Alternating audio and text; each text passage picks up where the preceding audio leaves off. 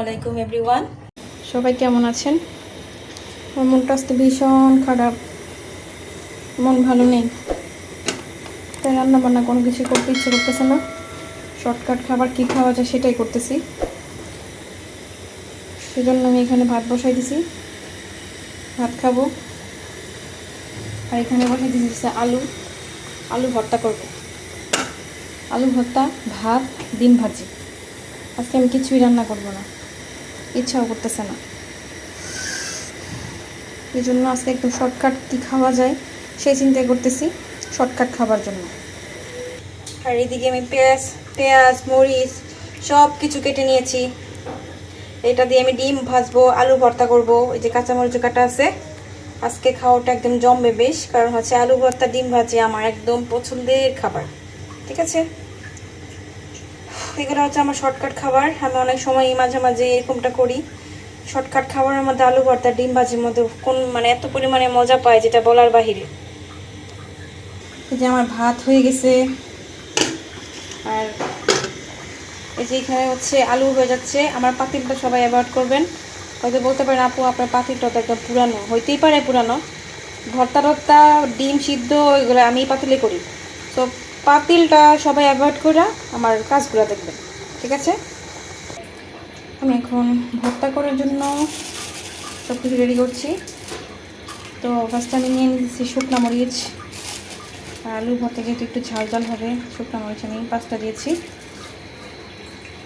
তো মরিচ ভাজার ক্ষেত্রে একটা জিনিস খেয়াল রাখতে হবে, সেটা হচ্ছে আগে ফ্রাই প্যানের মধ্যে মরিচটা দিতে হবে।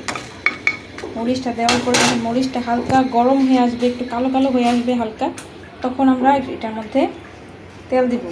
না হলে ডাইরেক্ট তেলের মধ্যে দিলে কিন্তু মরিচটা বেশি মচমচা হয় না, একটু পোতানো টাইপ হয়। ঠিক আছে, এটা একটু হালকা লাল হয়েছে, আমরা এখন এটার মধ্যে তেল দিব। এই যে দিয়ে দিচ্ছি তেল দেওয়ার পর মরিচটাকে একটু ভাজে নিতেছি। শুকনো মরিচ ভাজার ক্ষেত্রে একটু সাবধানতা অবলম্বন করতে হবে, অনেক সময় কুইটটা একদম চোখ কানা হয়ে যায়, বুঝতে পারছেন? এসব কাজ করতে গেলে আমার অবশ্য একটু ভয় লাগে।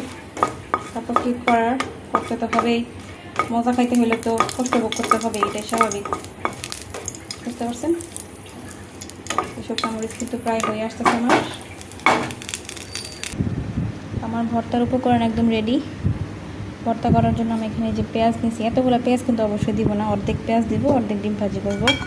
এই শুকনো মরিচ আর দেখেন আলুটা আমি একটু পুরা করে নিছি, কারণ পুরা করে নিলে আলুটার ভর্তাটা একদম আঠালো একটা ভাব, যে আলু ভর্তা ওইটা হবে। হ্যাঁ, এই জন্য আমি একটু পুরা করে নিছি। এখন আলুগুলো ছিলবো, ছিলার পর এটার ভর্তা করবো। আলুগুলো একদম ছিলে নিছি। আসলে আমার মাঝে মাঝে এরকম হয় যে সারাদিন দৌড়াদৌড়ি করার পরে অনেক সময় দেখা যায় রাতের বেলা যখন কাজ করতে আসে তখন অতটা টায়ার্ড লাগে যে বলার বাহিরে। তখন আমার যে কোনো কিছু করে খাবো সেই এনার্জিটা আর থাকে না। এর জন্য দেখা যায় আলু ভর্তাটা তখন আমার কাছে আমার মনে হয় যে আলু ভর্তাটা হয়েছে আমার সঙ্গী। এই যে শুকনো মরিচ নিয়ে নিছি, এই যে পেঁয়াজ নিয়ে নিচ্ছি। এখন এটাকে ভালো করে মাখবো, মাখার পরে এখানে সরিষার তেল দিব। এই যে মরিচ আর পেঁয়াজগুলোকে একদম ভালো করে মেখে নিচ্ছি। এই জিনিসটা যে এই মাখাটা যে আমার কাছে কি লাগে, মনে হয় যে এই মাখাটা দিয়ে আমি ভাত খাই করতে পারবো, কিন্তু শুকনো মরিচ তো কী করবো বলেন, সব সময় তো আর এরকম মজা খাওয়া যায় না, খাইলে তো পুরো পেটের 12টা বাজে দেবে। এই দেখেন, দেখতে কত ভালো লাগে না, মনে করে যে এইগুলো দিয়ে ভাত খেয়ে ফেলে আমি। দিয়ে দিচ্ছি লবণটা দিয়ে আবার একটু মেখে নিতেছি। এখন দিয়ে দিব হচ্ছে সরিষার তেল।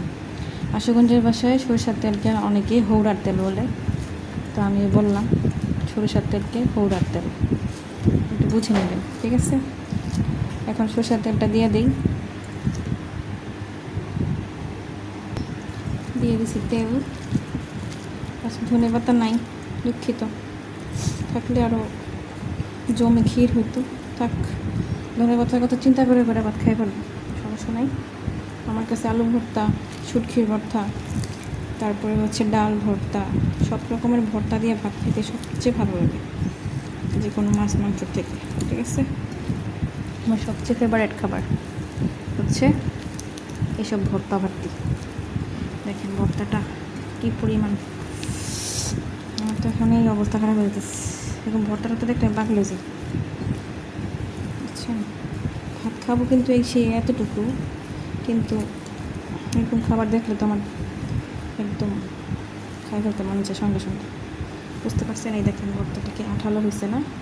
এরকম পোড়া পোড়া করে নিলে ভর্তা অনেক আঠালো হয়। দেখেন আলু ভর্তা একদমই রেডি। তো দেখেন কি সুন্দর হয়েছে আলু ভর্তাটা, একদম আঠালো। দেখছেন, এরকম পোড়া পোড়া করে করলে আলু ভর্তাটা একদমই আঠালো, আর খেতেও খুবই খুবই টেস্টি হয়। এখন জায়গা, চলেন ডিম ভাজিগা। ডিম তো ভাজতে হবে না, শুধু ভর্তা দিয়ে ভাত খাওয়া যায়, ডিমটা হলে তো একটু মজা হয়, তাই না? জায়গা, আমিও যাই, আপনারা আমার সঙ্গে সঙ্গে চলেন, ডিমটা ভাজা নিয়ে আসি।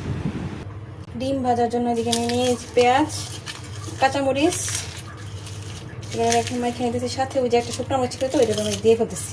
এটা ফালাই লাভ কি বলেন, অপচয় করা ভালো না, অপচয় করতেছি না, মজার জন্য দিচ্ছি।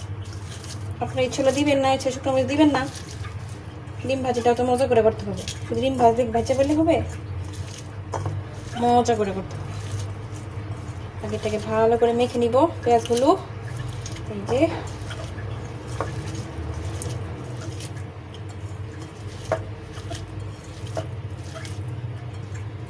এই যে পেঁয়াজ মাখা শেষ, এখন দিব ডিম।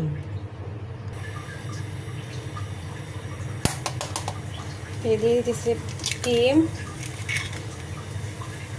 নর্মাল খাবারের মধ্যে যে কি স্বাদ আছে এটা যে কিভাবে বুঝাই, মাছ মাংস থেকে এই যে আলু ভর্তা, শুকনো, তারপরে শুটকির ভর্তা, বেগুন ভর্তা, ডিম ভর্তা, এগুলো যে আমার কি ফেভারিট আমি বুঝাইতে পারবো না আপনাদেরকে।